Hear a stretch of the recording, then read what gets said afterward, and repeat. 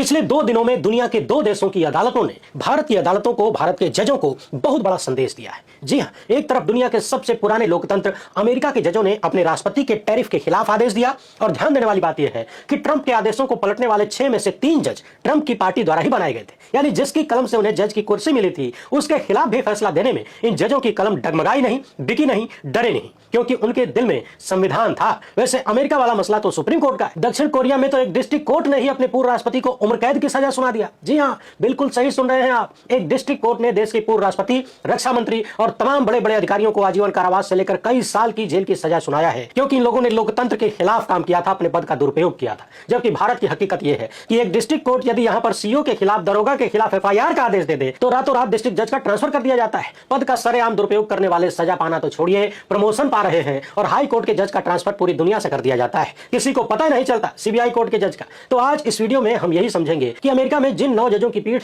Tariff के मामले में सुनवाई कर रही थी, उनमें कौन कौन से जज थे और वहां के लोकतंत्र में ऐसा क्या है कि जिसने सुप्रीम कोर्ट में जज बनाया, सुप्रीम कोर्ट के जजों ने उसके खिलाफ ही फैसला दे दिया। दक्षिण कोरिया के एक डिस्ट्रिक्ट कोर्ट ने इतना बड़ा इतिहास बना दिया। दूसरी तरफ भारत के जज हैं, यहाँ की न्यायपालिका है। ये लोग सत्ता के सामने किस तरह से नतमस्तक नजर आ रहे हैं, इसे कम से कम दर्जन भर मामलों को याद करते हुए समझेंगे और टटोलने की कोशिश करेंगे कि भारत की न्यायपालिका और भारत के जजों के लिए इन दोनों देशों ने कौन सी सीख दिया है। इसी बीच सुप्रीम कोर्ट के चीफ जस्टिस एक और भाजपाई मुख्यमंत्री के साथ ताली बजाते हुए नजर आ रहे हैं। देख लीजिए, इन सभी मामलों पर एकदम तगड़ी वाली चर्चा करेंगे, मगर उससे पहले आप सभी से एक छोटी सी अपील है। पहली बार है तो चैनल को सब्सक्राइब करके घंटी बजा दीजिएगा टन से। वीडियो को आखिर तक देखिएगा, मसला बड़ा गंभीर है। इसके अलावा आपको पता है कि हम किसी धन्ना सेठ राजनीतिक दल के दम पर नहीं चलते, तभी खुलकर उन मुद्दों पर बात हो पाती है जिन्हें छुपाने के लिए गोदी मीडिया को पैदा किया गया है। हमारा काम पसंद आता हो तो इसके QR कोड या फिर मोबाइल नंबर का प्रयोग करते हुए जो भी हो सके आर्थिक सहयोग भेजने का प्रयास जरूर करें, क्योंकि ये वो मुद्दे हैं, ये वो मूल है जिस पर गोदी मीडिया कभी चर्चा नहीं कर सकता, उसको नहीं करने दिया जाएगा।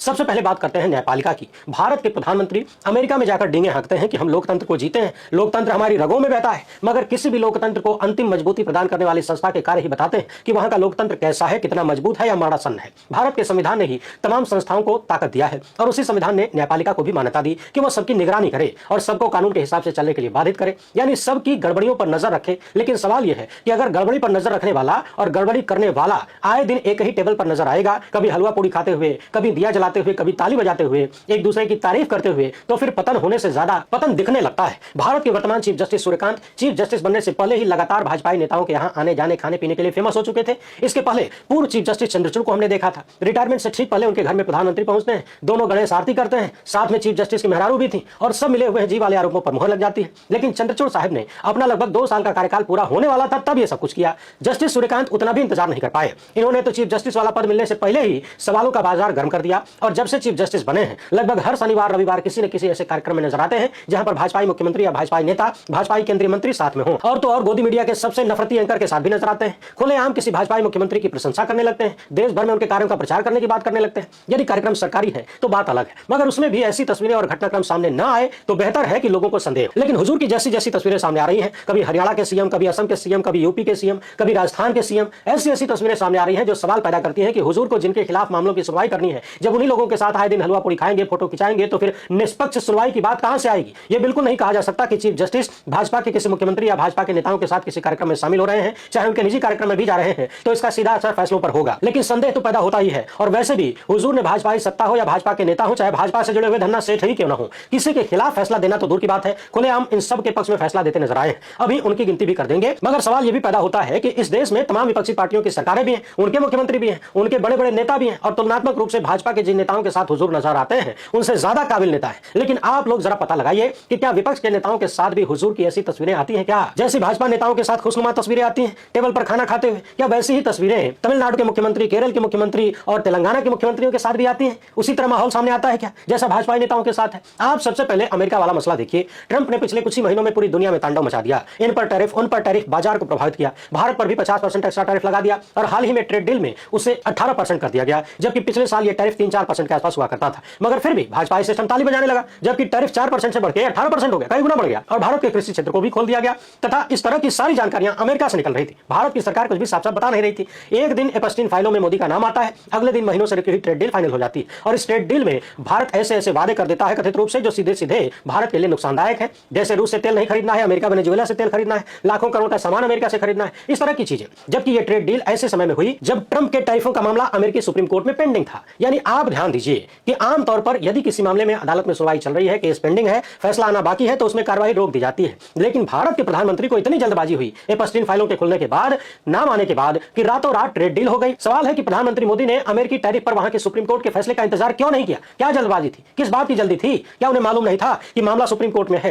क्या यह दबाव एपस्टीन फाइलों का था? क्या आनंद फानंद में नुकसान वाली ट्रेड डील कर ली गई? हालांकि अमेरिकी सुप्रीम कोर्ट द्वारा टैरिफों को अवैध घोषित करने के बाद भी अमेरिका की तरफ से दुनिया भर में 10% टैरिफ लगाने का ऐलान कर दिया गया है। 24 फरवरी से यह टैरिफ पूरी दुनिया में लागू हो जाएंगे। लेकिन जरा सुनिए कि अमेरिकी अदालत ने ट्रंप के टैरिफों को अवैध घोषित करते हुए क्या कहा। यहां के सुप्रीम कोर्ट ने सीधे सीधे कह दिया कि टैरिफ लगाने के लिए ट्रंप को कांग्रेस की यानी संसद की अनुमति लेनी जरूरी थी, जबकि उन्होंने ऐसा नहीं किया। यानी ट्रंप ने अपनी मनमर्जी चलाई, एक अकेला वाली नीति पर चले और संसद को किनारे लगा दिया। अब याद करिए हमारे देश की संसद में क्या होता है और क्या क्या नहीं होता है। क्या भारत की अदालतों ने कभी इन चीजों का संज्ञान लिया? ध्यान रहे कि संसद के भीतर की कार्रवाई की बात नहीं कर रहा हूं, उस पर तो अदालत कुछ कर भी नहीं सकती। मैं सरकार के उन फैसलों की बात कर रहा हूं जहां लोकतंत्र को सीधे सीधे कमजोर किया जा रहा है, जैसे डिप्टी स्पीकर का चुनाव। यह संवैधानिक पद है, इस पर कुछ नहीं होगा। जैसे चुनाव आयुक्तों की नियुक्ति का मामला, सरकार ने पूरी ताकत अपने हाथ में ले रखा है। मामला सुप्रीम कोर्ट में गया और लटका रहा। लेकिन हमारे यहाँ के सुप्रीम कोर्ट के विश्वगुरु टाइप कारनामे देखने से पहले इन तस्वीरों को देखिए। इसमें ऊपर की तरफ वो 6 जज हैं जो कि रिपब्लिकन प्रेसिडेंट द्वारा बनाए गए, नॉमिनेट किए गए, और नीचे जो 3 महिला जज दिख रही हैं ये तीनों डेमोक्रेटिक प्रेसिडेंट द्वारा नॉमिनेट की गई। यानी जो बेंच इस मामले की टैरिफ वाले मामले की सुनवाई कर रही थी उसमें रिपब्लिकन प्रेसिडेंट द्वारा नॉमिनेट हुए जजों की संख्या 6 थी, सीधे डबल। इन लोगों पर यदि केवल और केवल ट्रंप की पार्टी, ट्रंप की विचारधारा और ट्रंप का समर्थन हावी होता,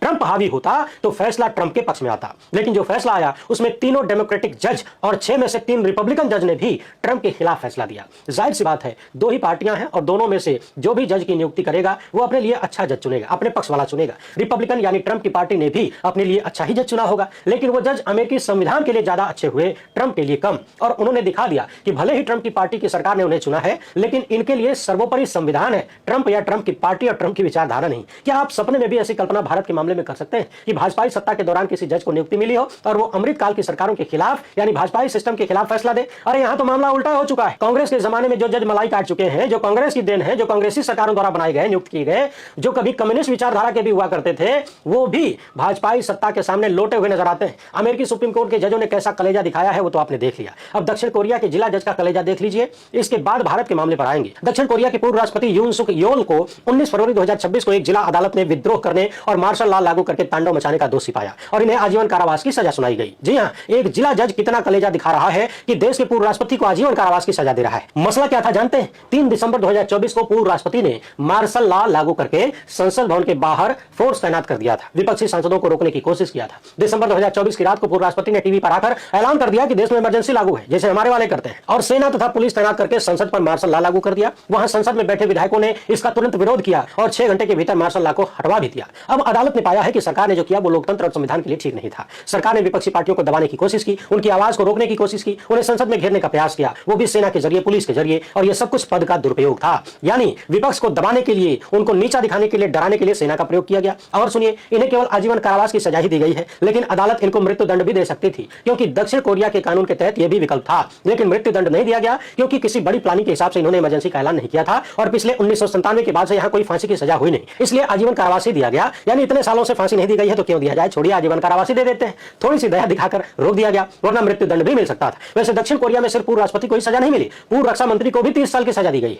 अन्य कई सारे बड़े अधिकारियों को भी 10 से 12 साल की सजा सुनाई गई। दक्षिण कोरिया में भी ये पहली बार हो रहा है जब सत्ता का दुरुपयोग करके संविधान को तोड़ने के आरोप में पूर्व राष्ट्रपति को आजीवन कारावास मिला है। सोचिए, दक्षिण कोरिया जैसे देश में न्यायपालिका इतनी स्वतंत्र है कि एक डिस्ट्रिक्ट जज पद के दुरुपयोग को लेकर पूर्व राष्ट्रपति को आजीवन कारावास और रक्षा मंत्री को 30 साल की जेल की सजा सुना सकता है। और हमारे यहाँ सजा तो छोड़िए, डिस्ट्रिक्ट कोर्ट के सीजीएम यदि खाली पुलिस पर एफआईआर का आदेश जारी कर दे, सजा नहीं केवल आदेश, जांच के आदेश जारी कर दे, तो उनका ट्रांसफर कर दिया जाता है। भाजपा के नफरती नेताओं के खिलाफ कोई हाई कोर्ट जज जांच की बात कह दे, एक्शन लेने के आदेश दे दे, तो उनकी सीनियरिटी खराब करके यहां से वहां उनका ट्रांसफर करवा दिया जाता है। बाकी जज लोया का केस किसे याद नहीं है? पद के दुरुपयोग को लेकर एक तरफ पूर्व राष्ट्रपति को आजीवन कारावास की सजा मिल रही है, दूसरी तरफ हमारे देश में तमाम बड़े बड़े राजनीतिक पदों पर जो लोग बैठे हैं उनका इतिहास कैसा रहा है, कितने दंगे और कितने नफरत फैलाने का रहा है, कितने घोटालों का रहा है, इतिहास में उन पर कौन कौन से आरोप लगे हैं और वर्तमान के कांड कैसे हैं, ये आप सबको पता है। यानी अमेरिका हो चाहे दक्षिण कोरिया, संविधान के खिलाफ काम करने पर अपने पद के दुरुपयोग को लेकर वहां की अदालतें ये नहीं देखती कि सामने कौन है, उन्हें उनके किए की सजा देती है, उनके फैसलों को पलट देती है। लेकिन भारत में याद करिए, लोकसभा के डिप्टी स्पीकर का पद संविधान में लिखित है, हमारे आपके कहने से नहीं है, संविधान में लिखा हुआ है। वही संविधान लिखता है जो सुप्रीम कोर्ट और सरकार को मान्यता देता है, संसद को मान्यता देता है। और संविधान में कहा गया है कि जैसे लोकसभा में स्पीकर बनेगा